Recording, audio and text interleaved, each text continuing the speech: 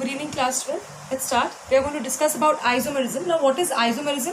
When same molecular formula represents two or more compounds which differ in physical and chemical properties, then those compounds are called isomer, and the phenomenon is known as isomerism. Now, under isomerism, we have structural and stereoisomerism. First of all, we are going to discuss about structural isomerism.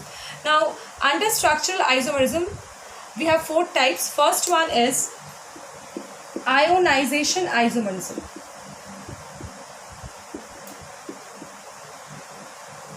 This type of isomerism is shown by compounds in which the counterion itself acts as a potential ligand and can displace the ligand, which then becomes the counterion. For example, this complex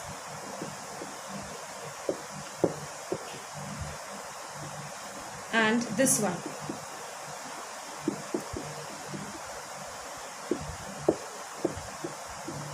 Okay, these two are ionization isomers. Now, why?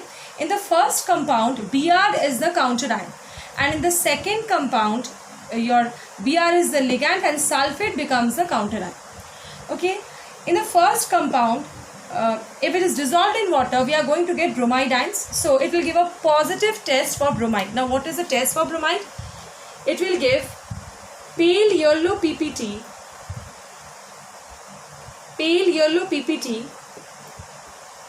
when AgNO3 solution is added. Okay, while this one, when dissolved in water, will generate sulfate ions. So it will give a test for sulfate. What is that? Barium chloride solution when added, we get white PPT of barium sulfate, right? So this is the example of ionization isomers. Next, we have linkage isomerism. Now, what is linkage isomerism? This type of isomerism is shown by complexes which contains ambidentate ligands. For example,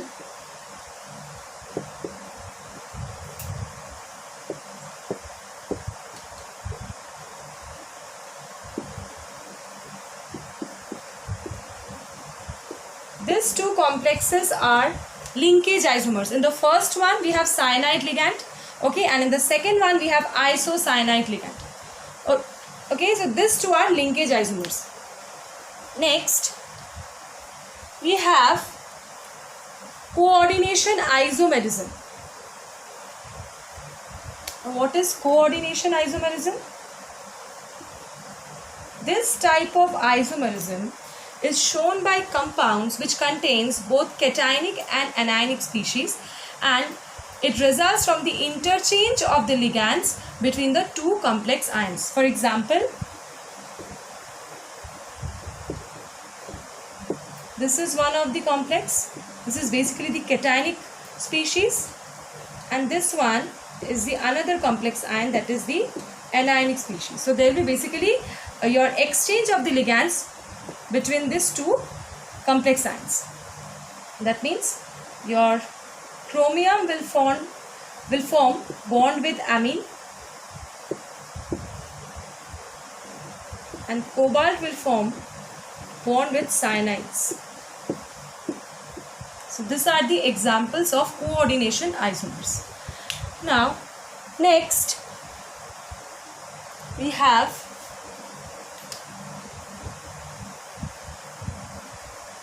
solvent isomerism. Solvent isomerism is exhibited due to the solvent molecules, due to the arrangement of the solvent molecules that appears inside and outside the coordination sphere to give a number of solvent isomers. Now, solvent isomerism is known as hydrate isomerism if the solvent used is water. Example, this one.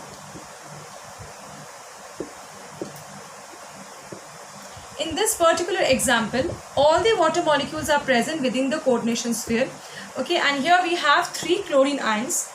We have three ionic chlorines. Now, ionic chlorines, why we are saying, because when this particular compound is dissolved in water, we are going to get chloride ions in the aqueous solution.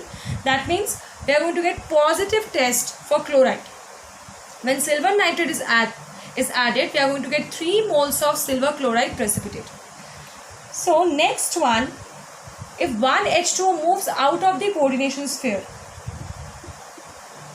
and one Cl enters into the coordination sphere, what do we get? Cl2 dot H2O. Here we have 2 ionic chlorine. That means if I add silver nitrate solution, I am going to get 2 moles of silver chloride precipitate. Okay, third one more H2O will move out. So again one more Cl2 will be entering. One more Cl will be entering, sorry.